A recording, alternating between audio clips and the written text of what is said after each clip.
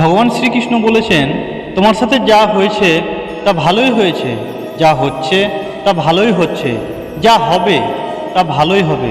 তাই ভবিষ্যতে কি হবে তাই নিয়ে ভেবে লাভ নেই।